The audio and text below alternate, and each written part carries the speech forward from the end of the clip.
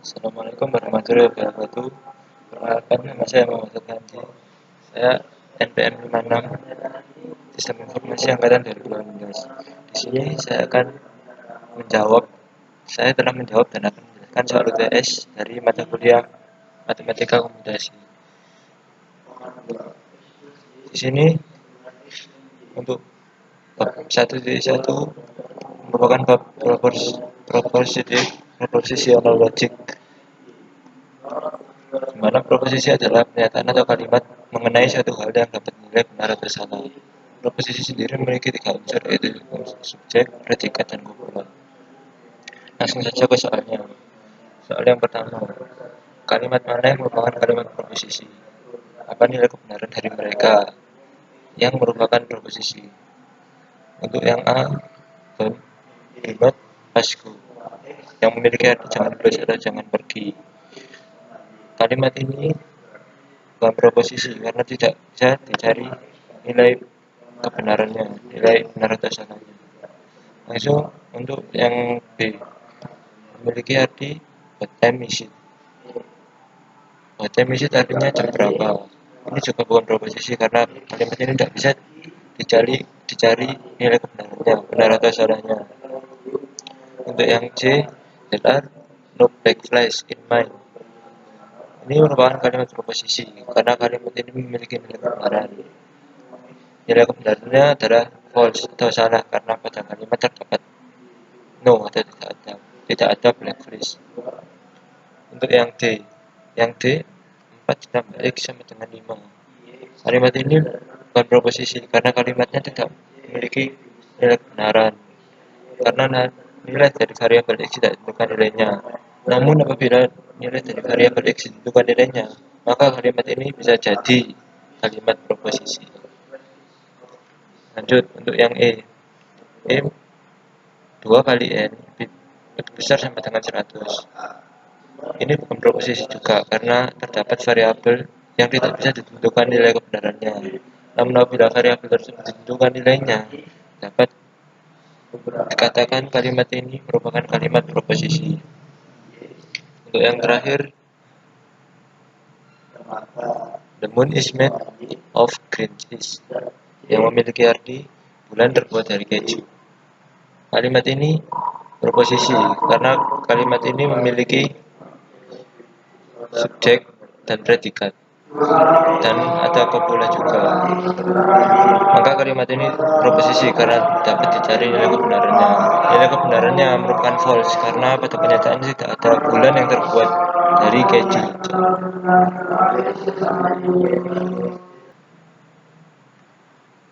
Nah, di sini untuk nomor 2 terdapat kode binary, di mana di sini hanya ada angka 1 dan angka 0. Untuk angka 0 bernilai false dan untuk angka 1 bernilai true. Di sini kita operasikan. Untuk simbol ini berarti dan untuk simbol ini berarti atau. Jika false true true dan true false true maka menghasilkan false true true. Dan jika hasil ini di atau dengan true false maka hasilnya true false true. Untuk yang kedua terdapat false true dan true false true maka hasilnya false true. Dan jika hasil ini diatau dengan false true false maka hasilnya false true false true. Dan di sini terdapat exclusive OR. Nah, di sini terdapat simbol dari exclusive OR. Mari kita buka sedikit catatan tentang exclusive OR. Di sini terdapat jika true bertemu true maka false, true bertemu false maka true, false bertemu true maka true, dan false bertemu false maka false. Maka kita kembali ke soal. false, true, false, true, false di XOR-kan dengan true, true, false, true, true, maka menghasilkan true, false, false, false, true. Dan jika hasil ini di XOR-kan dengan false, true, false, false, false, maka akan menghasilkan false, true, false, false, true. Dan di sini kita memiliki true, true, false, true, true, dan false, true, false, true, false. Jika dicari hasilnya menemukan true, true, false, true, true, dan untuk true, false, false, false, true, dan true, true, false, true, true, maka menghasilkan true, false, false, false, true. Dan jika kedua hasil tadi di XOR-kan, maka menghasilkan false, true, false, true, false. Oke, kemudian kita lanjut ke bab 1.2, di mana di sini kita membahas application of propositional logic. Di sini kita memiliki sebuah soal di mana kita menyisihkan dulu variabel-variabel yang ada di soal ini, di mana G berarti you can graduate, dan M you owe money to the university, dan R you have completed the requirements of your major, dan B you have an overdue library book. Di sini dari beberapa pecahan kalimat ini kita bentuk menjadi sebuah kalimat yang utuh seperti ini, maka kita dapat menghasilkan ekspresi logis yang seperti ini. Jika dibaca R dan negasi M dan negasi B, maka G,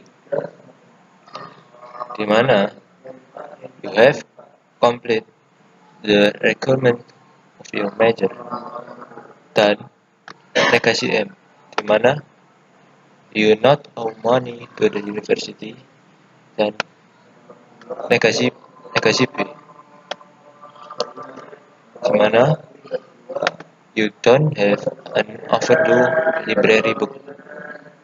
Seperti ini kalimat ini, maka akan menghasilkan G, di mana G adalah you can graduate, seperti kalimat yang ada di soal. Oke, kita lanjut ke soal nomor 2.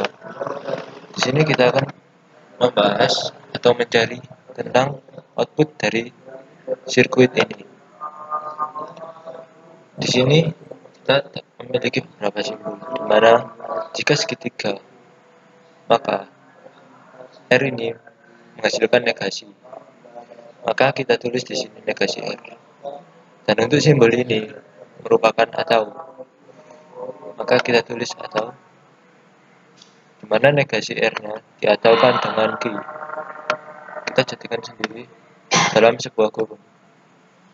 Setelah itu dipertemukan dengan P, di mana P memiliki sirkuit seperti ini. Sirkuit seperti ini artinya dan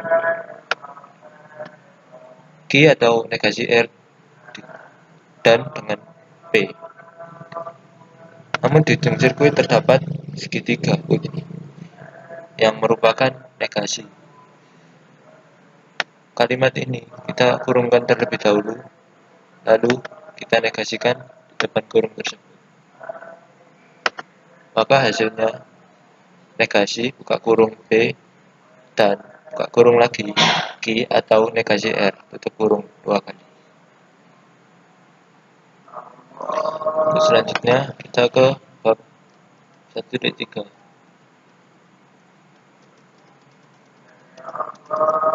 di mana bab ini membahas propositional equivalences. Di sini di soal pertama kita diharuskan membuktikan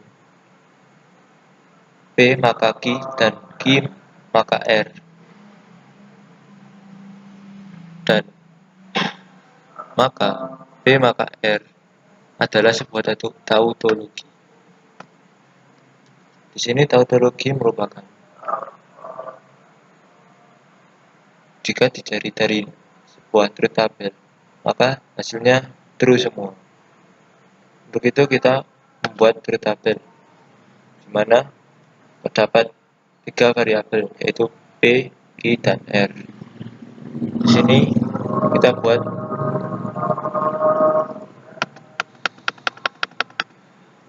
P maka Q, maka hasilnya seperti ini. Q maka R hasilnya seperti ini. P maka R hasilnya seperti ini. Dan untuk hasil akhirnya merupakan true semua, karena di sini kita membuktikan tautologi. Berarti kalimat ini menyatakan sebuah kalimat tautologi.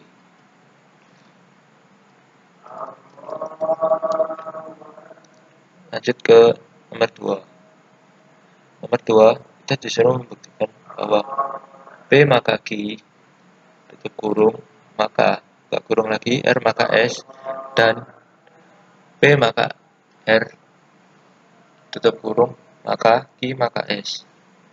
Dari kedua kalimat ini kita disuruh membuktikan bahwa sesungguhnya dua kalimat ini secara logika tidak setara. Di sini kita membuktikan dengan cara membuat tabel kebenaran. Di tabel kebenaran ini kita membuat dengan 4 variabel seperti ini. Lalu kita pasangkan P maka Q, R maka S, P maka R, Q maka S. Kemudian kita pasangkan lagi dari setiap pasangan-pasangan ini, maka menghasilkan dua output seperti ini. Dari jawaban tabel ini, memang secara logika tidak setara. Kita bisa lihat di beberapa poin seperti ini, F dan P tidak sama. Selanjutnya kita lanjut ke bab 1.4.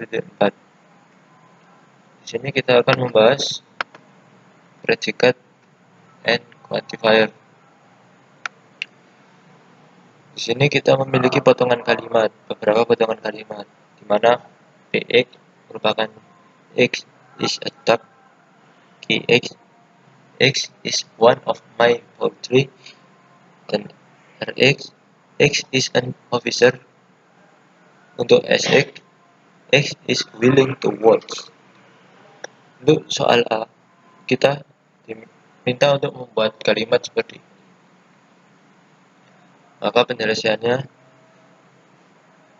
di sini tidak ada no ducks, berarti tidak ada bebek. Maka kita menggunakan simbol universal quantifier. Cara membacanya di sini untuk semua X itu P, maka X tidak S. Jadi ekspresi logis ini telah mencerminkan kalimat ini. Untuk yang kedua, hampir mirip. Di sini kita menggunakan universal quantifier karena di sini menyatakan tidak ada pekerja, no officers. Jadi untuk semua officer itu tidak ada. Makanya kita menggunakan universal quantifier. Maka ekspresi logisnya seperti ini untuk mencerminkan kalimat no officers ever declined to work. Untuk yang D juga hampir sama. Di sini terdapat kata-kata all. Jadi kita menggunakan universal quantifier. Di mana universal quantifier mencakup semua elemen. Maka ekspresi logis ini memenuhi all my poultry are ducks.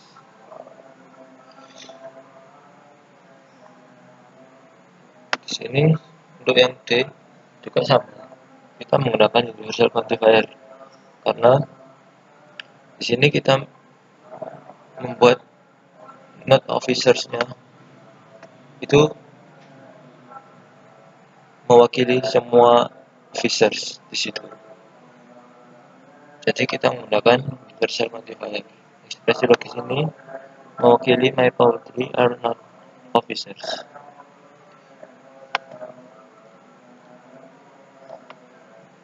Untuk yang B,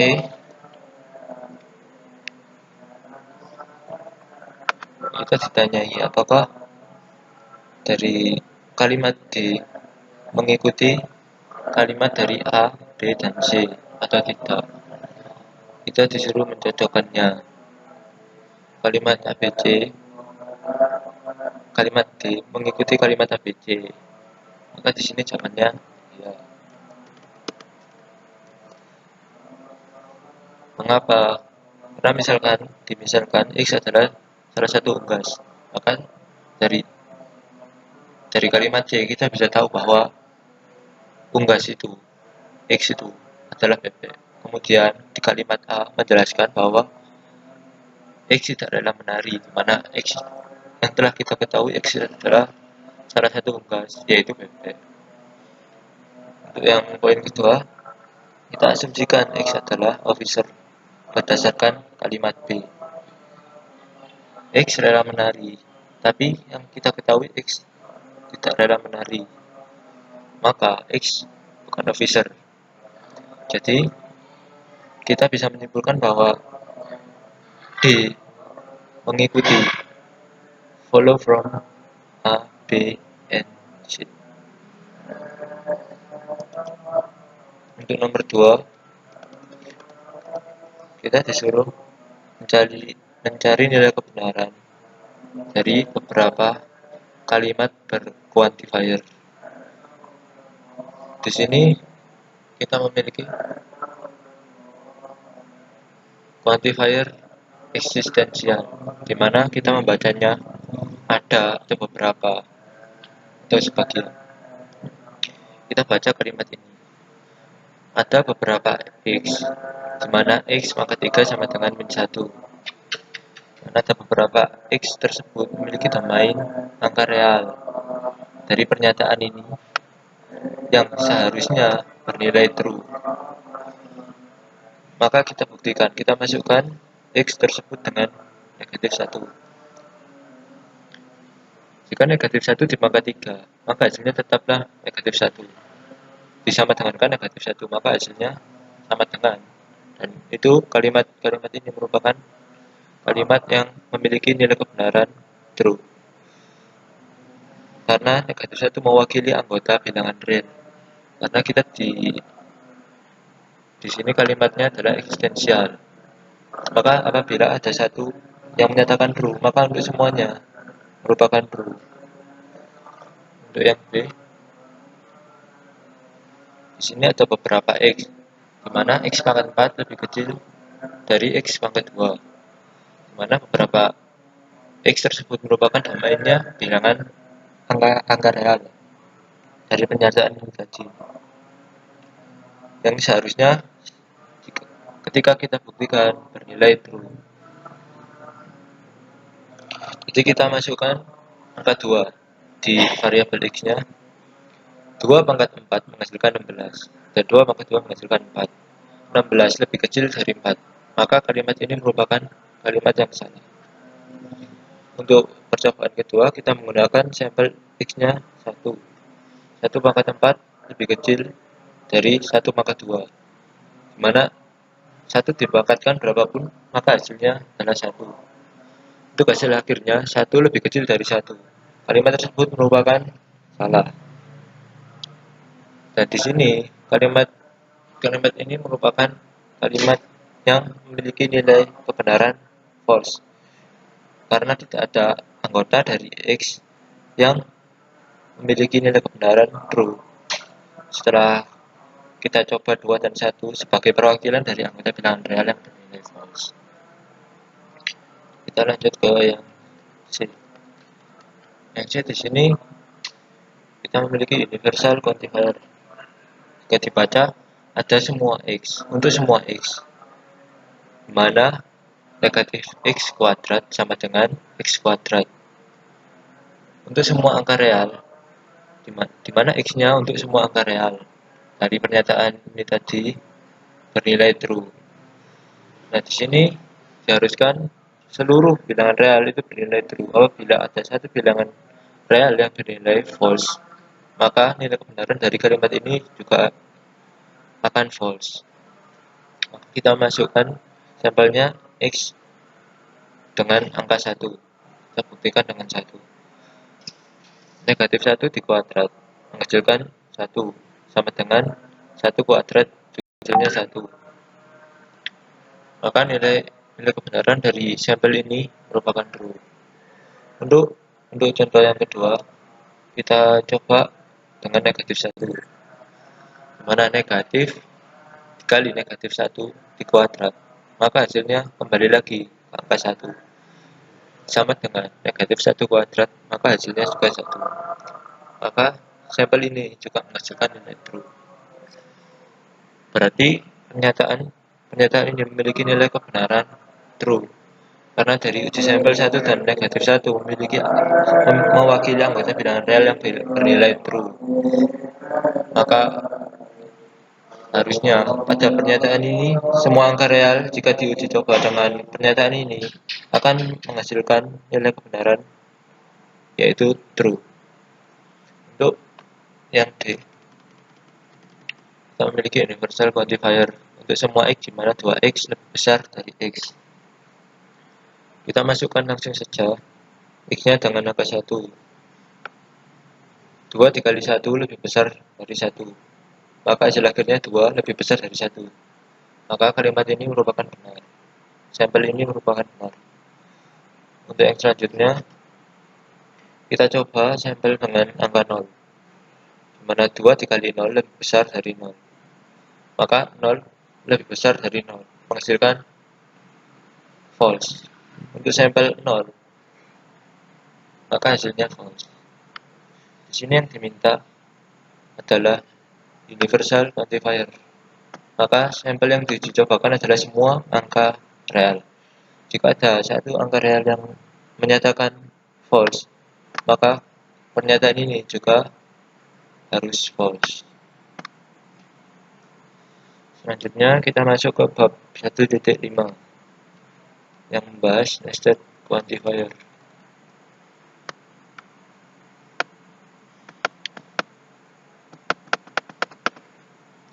Di sini kita juga akan disuruh membuktikan nilai kebenaran dari pernyataan-pernyataan ini.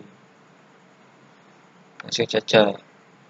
Di sini dapat Q, X, Y dengan kalimat X tambah Y sama dengan X min Y, di mana domainnya merupakan semua angka. Di sini untuk yang A, kita memiliki Q 1,1, maka X dan X-nya kita masukkan 1 dan Y-nya kita masukkan 1. Maka 1 ditambah 1 sama dengan 1 dikurang 1 menghasilkan 2 sama dengan 0. Di sini kalimat ini merupakan false karena 2 tidak sama dengan 0. Maka kalimat ini terlihat jelas false-nya. Selanjutnya kita memiliki pernyataan universal quantifier. Untuk semua Y, Q-nya kita masukkan 1 dan Y-nya tetap Y, di mana Y adalah semua angka. Maka kita uji Y-nya yang pertama dengan sampel 0. 1 ditambah 0 sama dengan 1 dikurang 0. Maka hasilnya 1 sama dengan 1. Maka untuk sampel ini hasilnya adalah true. Untuk sampel yang kedua, kita coba Y-nya kita masukkan dengan angka 1.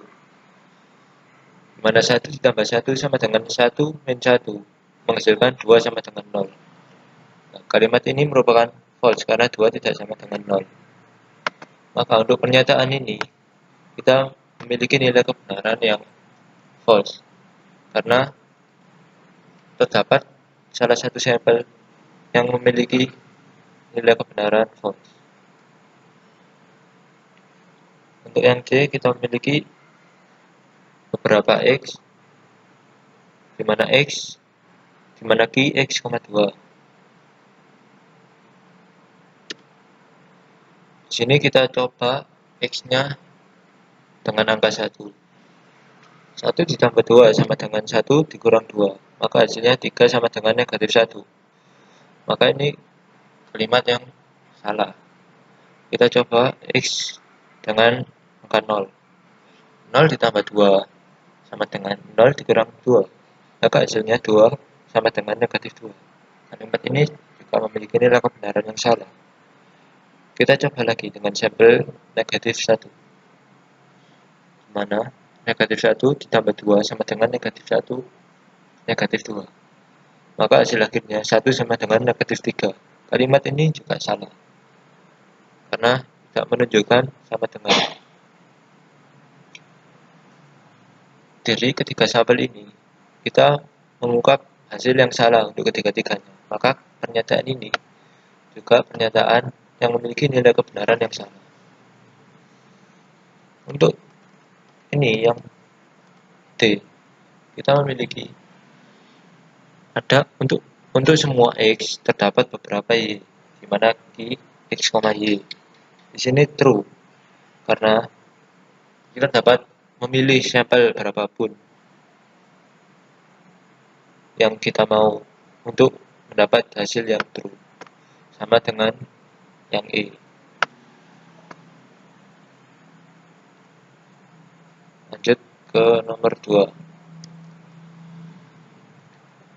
Nomor 2 kita memiliki sebuah soal cerita. Di sini terdapat beberapa pecahan kalimat di mana IX merupakan X has an internet connection dan CXY merupakan X and Y have chat over the internet, di mana domain untuk X dan Y merupakan seluruh murid di dalam kelas. Di sini kita disuruh membentuk ekspresi logis dari sebuah kalimat, di mana untuk soal yang A terdapat soal someone in your class has an internet connection but has not chat with anyone else in your class. Maka kita bentuk menjadi ekspresi logisnya menjadi seperti ini.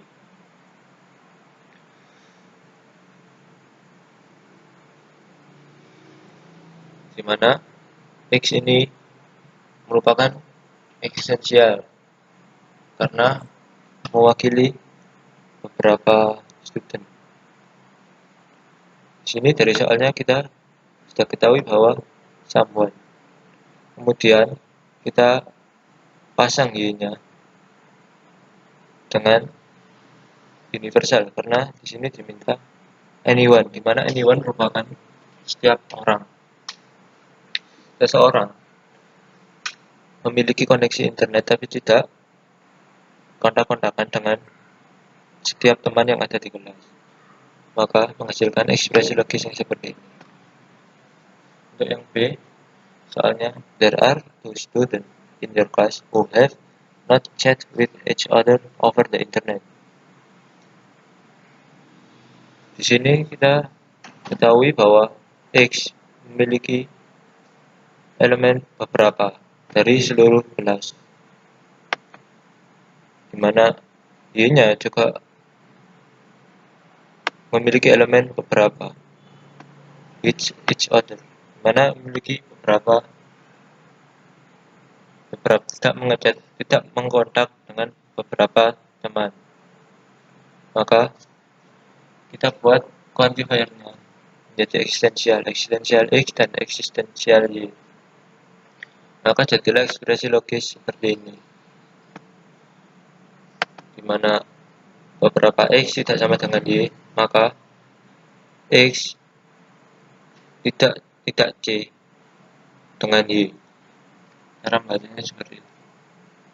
Untuk yang C, kita disuruh membentuk kalimat there is a student in your class who has chat with everyone in your class over the internet.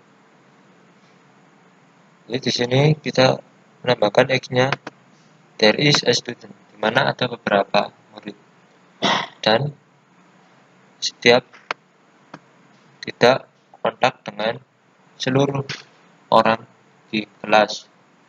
Jadi kita menggunakan X-nya eksistensial dan Y-nya universal. Maka ekspresi logisnya terbentuklah ada beberapa X untuk semua Y, dimana CXY merupakan X and Y chat over the internet. Tipe guys. Lanjut untuk yang D. Kalimatnya, there are at least 2 students in your class who have not chat with the same person in your class. Di sini kita disuruh spesifikkan there are at least 2 students. Berarti kita menggunakan existential quantifier, mana kita menggunakan perantara student in your class. Student in your class kita masukkan ke variabel y, di mana student in your class memuat domain seluruh kelas. Maka kita menggunakan universal quantifier. Who have not chat with the same person. Berarti ada beberapa orang. Maka kita gunakan existential z. Maka ekspresi logisnya seperti ini. Terdapat beberapa X dan beberapa Y, di mana beberapa X tadi tidak sama dengan Z. Maka untuk seluruh Y, kalimat ini X and Y not have chat over the internet, dan Z dan Y juga don't have chat over the internet. Kita lanjut ke soal yang B. Di sini kita disuruh membentuk kalimat there are 2 students in the class who between them have chat with everyone else in the class. Di sini kita analisa ada there are 2 students merupakan beberapa dari seluruh kelas. Kita juga menggunakan student in the class. Berarti kita menggunakan perantara seluruh murid di kelas. Kita menggunakan ini menjadi universal quantifier.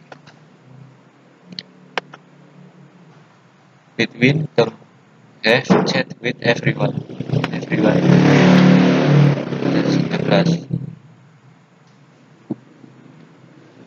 Di sini kita masukkan untuk beberapa X ada beberapa Z. X tidak sama dengan Z. Maka untuk semua Y, X and Y have chat over internet, dan Z and Y have chat over internet.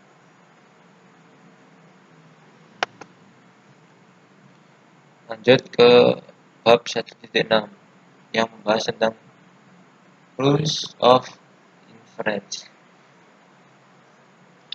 Di sini kita memiliki kalimat kangaroo live in Australia and their marsupials. Therefore, kangaroo are marsupials. Di sini kita ibaratkan kangaroo live in Australia and their marsupials dengan P dan kata penghubung. Therefore, kita masukkan dengan konjungsi atau dan. Untuk yang Q kita ibaratkan kangaroos are marsupials. Maka untuk pernyataan ini sesuai dengan rumus simplification. Untuk simplification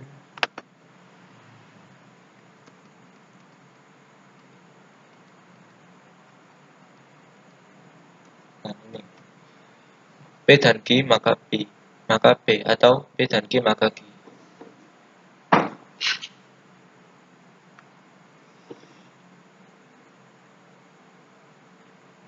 Untuk yang B kita memiliki soal it is either hotter than 100 degrees today or the pollution is dangerous.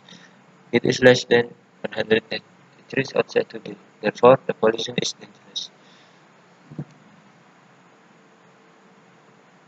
Di sini kita ibaratkan it is either hotter than 100 degrees today or the pollution is dangerous. Kita masukkan dalam P.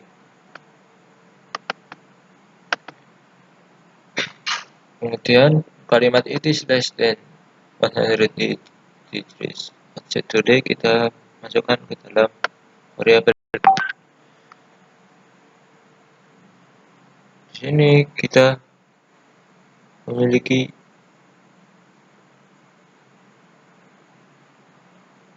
penyelesaian atau hasil, therefore the pollution is dangerous. Oke, hasilnya ini. Maka inference yang sesuai dengan kalimat ini P atau Q, di mana P-nya dinegasikan, hasilnya merupakan Q. Di mana Q adalah therefore the pollution is dangerous. Kalimat ini sesuai dengan disjungsi silogisme.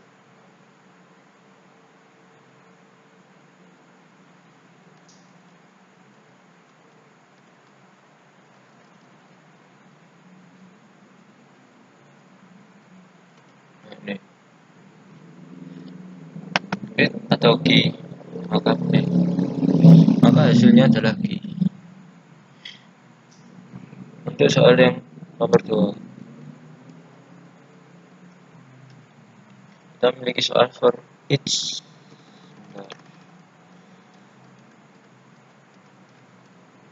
For each of this argument, determine whether the argument is correct or incorrect and explain why. Jadi kita suruh membuktikan apakah kalimat ini benar. Kita asumsikan Px, di mana Px adalah X is a student in the class dan Qx adalah X understand logic. Maka kita buat premis seperti ini. Untuk semua X, Px maka Qx. Untuk premis yang pertama. Untuk premis yang kedua, kita masukkan. Di sini soalnya yang dicari adalah Shafir. Maka masukkan Px, X-nya kita ganti dengan Shafir. Untuk premis yang kedua. Untuk premis yang pertama, kita ubah menggunakan universal instantiation menjadi P Shafir, maka Q Shafir. Untuk yang premis kedua, kita ubah menjadi Q Shafir menggunakan modus ponens. Maka kalimat ini benar karena hasil yang diminta adalah therefore Shafir understand logic, di mana Qx sendiri X understand logic, di mana X-nya adalah Shafir. Untuk yang B, soalnya every computer science major takes discrete mathematics. Natasha is taking discrete mathematics. For Natasha is a computer science major. Sini kita asumsikan Px. Px itu X is a computer science major dan Qx X takes discrete mathematics. Maka kita buat premis yang pertama, yaitu untuk semua X, Px maka Qx. Untuk premis yang kedua, Q, X-nya kita ganti dengan Natasha. Untuk premis yang pertama kita ubah P Natasha, maka Q Natasha dengan universal instantiation. Di sini hasilnya incorrect karena hasil yang diminta adalah therefore Natasha is a computer science major. Maka hasil yang diminta seharusnya P Natasha. X-nya diganti dengan Natasha, maka Natasha is a computer science major. Untuk bab selanjutnya kita ke 1.7 yang membahas tentang introduction to proof. Soal yang pertama kita disuruh membuktikan bahwa penjumlahan dari dua bilangan ganjil adalah genap. Maka kita masukkan rumusnya. Rumusnya kalau di bukunya Discrete Mathematics karangan Rosen itu rumusnya 2K plus 1. Maka kita masukkan A sama dengan 2X plus 1 dan B sama dengan 2Y plus 1. Maka A ditambah B dijumlahkan maka menghasilkan 2 kali X tambah Y tambah 1. Maka kita masukkan contoh bilangan ganjil, dua bilangan ganjil. Kita ibaratkan X dan Y, di mana X sama dengan 9 dan Y sama dengan 1. Maka kita masukkan dengan rumus yang tadi, kita dapat A ditambah B 2 buka kurung 9 tambah 1 tambah 1 menghasilkan 2 kali 11 sama dengan 22. Maka rumus 2K plus 1 itu membuktikan bahwa bila penjumlahan dua bilangan ganjil menghasilkan bilangan genap.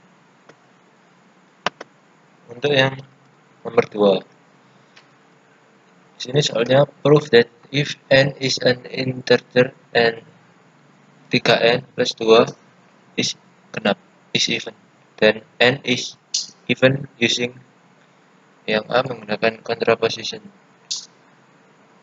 Kita masukkan jika n ganjil maka 3n plus 2 ganjil.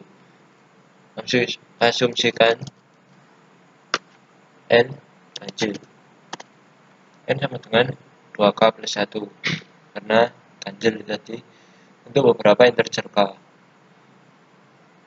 Langsung saja kita masukkan 3n plus 2 sama dengan 3 2K plus 1 tutup kurung ditambah 2 sama dengan kita kalikan silang 3 dikali 2K hasilkan 6K. Kemudian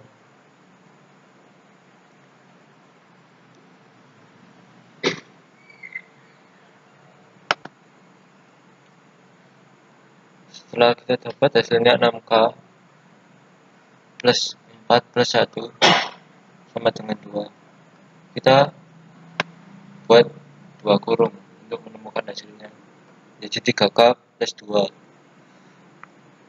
tutup kurung ditambah 1 dikali 3K plus 2, dimana 3N plus 2 adalah ganjil. Menurut cara kontraposisi, permasalahan ini telah terbukti. Untuk yang kedua kita buktikan dengan kontradiksi.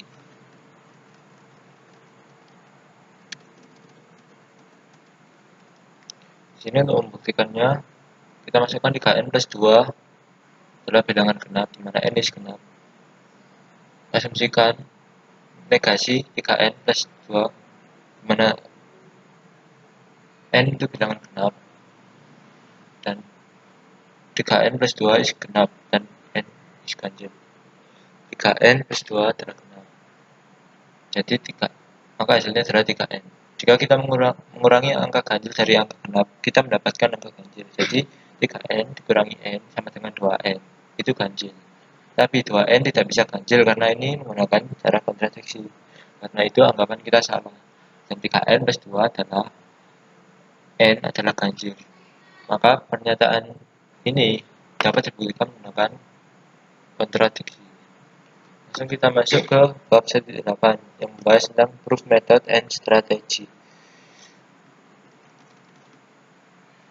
Di sini kita membuktikan dari pernyataan ini proof that n kuadrat tambah 1 lebih besar sama dengan 2n. When n is a positive integer with 1 lebih kecil sama dengan n, lebih kecil sama dengan 4. Jadi kita berikan elemen n merupakan angka 1 sampai 4. Maka kita masukkan sampel-sampelnya 1, maka menyatakan true 2 lebih besar sama dengan 2. Masukkan kita masukkan sampel 2, hasilnya juga true 5 lebih besar sama dengan 4. Dan kita masukkan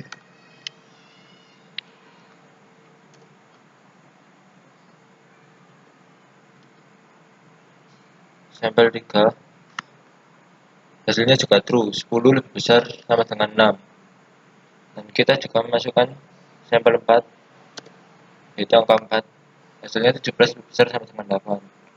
hasilnya juga true, maka kalimat ini terbukti nilai kebenarannya adalah true. Untuk yang nomor 2, soalnya proves that if x and y are real number, then max xy plus min xy sama dengan x tambah y. Untuk case yang pertama, x adalah max, x lebih besar y. Jika x sama dengan max, y sama dengan min, maka kita masukkan max xy sama dengan x, min xy sama dengan y. Maka keduanya jika dijumlahkan menghasilkan x tambah y.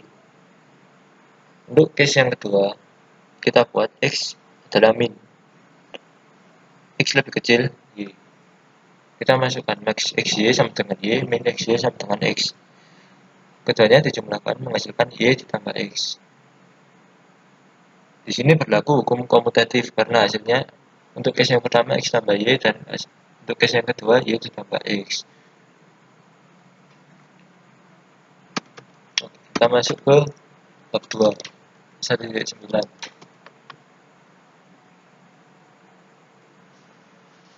Di sini kita lanjut ke bab 2. Bab 2 adalah matriks. Di sini kita disuruh mencari nilai dari A dikali B.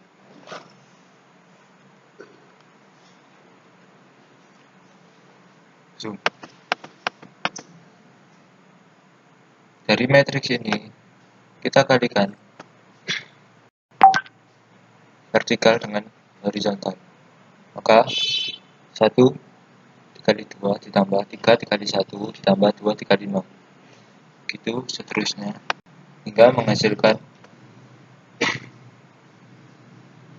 2 ditambah 3 tambah 0. 2 negatif 1 ditambah 0. Negatif 4 tambah 0 tambah 0. Sehingga jika dihitung maka hasilnya 5, 4, 1, 2, 1, 8, negatif 3, negatif 4, dan di sini harusnya negatif 4 karena negatif 6 ditambah 0 ditambah 2 adalah negatif 4, dan 4 ditambah 0 ditambah 0, maka hasilnya di sini harusnya negatif 4, negatif 4, dan 4. Di sini saya salah menghitung, harusnya yang benar adalah ini. Untuk selanjutnya kita mencari determinan dari matriks ini menggunakan metode Sarus. Untuk metode Sarus kita membuat matriks bantuan, yaitu baris ke-1 dan baris ke-2. Kita masukkan ke sini. Kemudian kita kali silang. Kita kali silang 2. 1 dikali 1 dikali 1 menghasilkan 1. 3 dikali 1 dikali 4 menghasilkan 12. 2 dikali 2 dikali 1 menghasilkan 4. Kemudian kita balik menjadi arah sebaliknya. Namun sebelumnya, untuk rumusnya sendiri harusnya kita kurang, baru kita buka kurung lagi untuk baris yang silang yang sebaliknya. Maka ini ada negatif, kemudian 2 dikali 1 dikali 4 menghasilkan 8. 1 dikali 1 dikali 1 menghasilkan 1. 3 dikali 2 menghasilkan 6. Karena di sini negatif dan di sini harusnya ada kurung, maka jika dikali dalam kurung maka menghasilkan negatif semua, negatif 8, negatif 1, dan negatif 6. Jika dihitung untuk yang kurung pertama ini menghasilkan 17, dikurangi untuk yang kurung kedua hasilnya negatif 15. Jika dijumlah hasilnya 2. Sekian penjelasan dari UTS saya, kurang lebihnya mohon maaf. Wassalamualaikum warahmatullahi wabarakatuh.